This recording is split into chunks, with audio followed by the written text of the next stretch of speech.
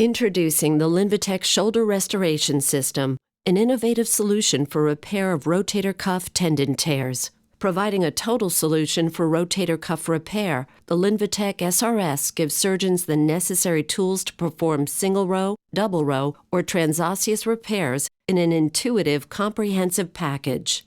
The Linvatec SRS focuses on tear-specific techniques which allow confident intraoperative decision-making and management of even the most demanding tear patterns. Combining advanced technologies with expert techniques, the transosseous equivalent rotator cuff repair, utilizing the Linvatec SRS, results in a secure rotator cuff repair that restores the anatomic footprint for enhanced tendon-to-bone contact, while maximizing fixation strength. Before the arthroscopic rotator cuff repair can begin, all other glenohumeral pathology should be assessed and repaired as necessary.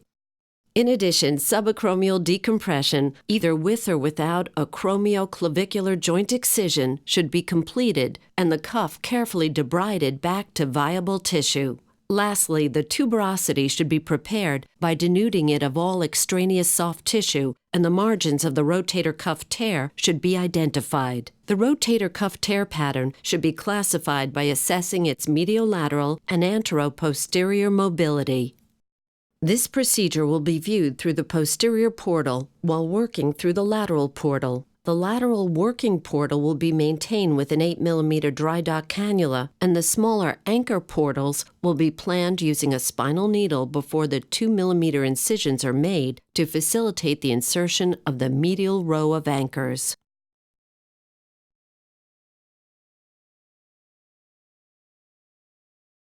If the tear is classified as simple and thus suitable for a transosseous equivalent repair, the insertion site for the 2 medial row anchors must be determined with the spinal needle. To prepare for the insertion of the anterior most anchor, the CrossFit universal punch is inserted at the dead man's angle, or 45 degrees, to the bone surface, approximately 2 mm from the articular margin near the anterior extent of the tear.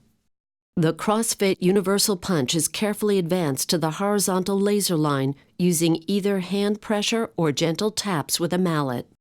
Once a pilot hole has been created, the CrossFit suture anchor is inserted down to the horizontal laser line, being careful to note the position of the eyelet as indicated by the vertical laser lines on the driver's shaft. A second pilot hole is created by the CrossFit universal punch near the posterior edge of the tear and close to the articular margin. The second CrossFit suture anchor is then inserted in the pilot hole.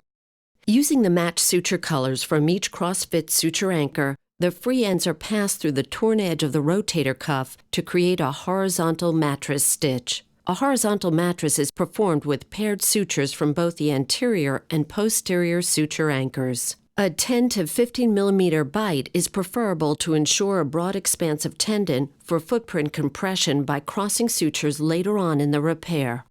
The paired sutures from each horizontal mattress are tied but not cut. The remaining suture ends are preserved by retrieving each pair back out of its respective anchor portal. At this point, the second suture of each anchor may be removed, as it will not be used for the final construct.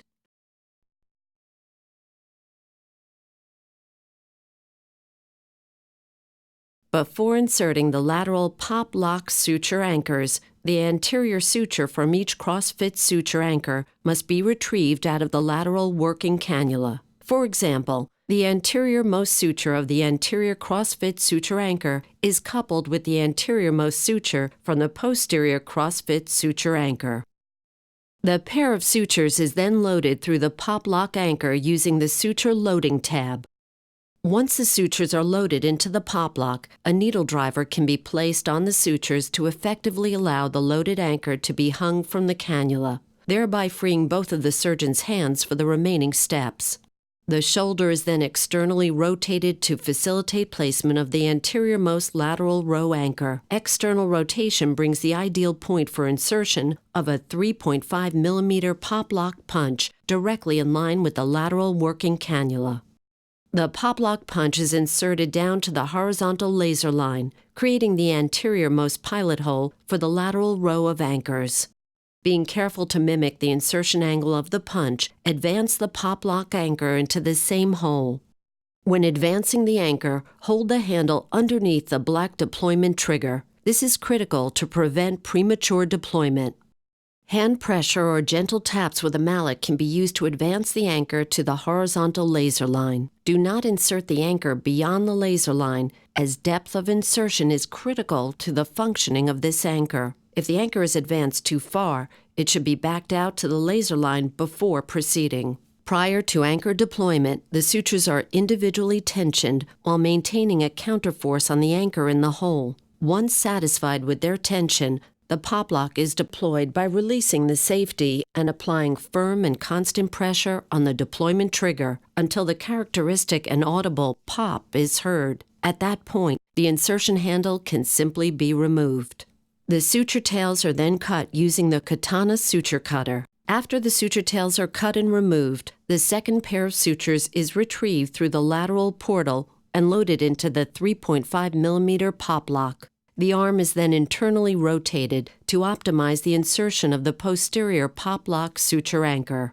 As with the previous pop lock suture anchor, the 3.5 millimeter pop lock punch creates the posterior pilot hole, and the anchor is then inserted to the horizontal laser line once again. Once each suture is satisfactorily tensioned and the safety is released, the pop lock suture anchor is deployed.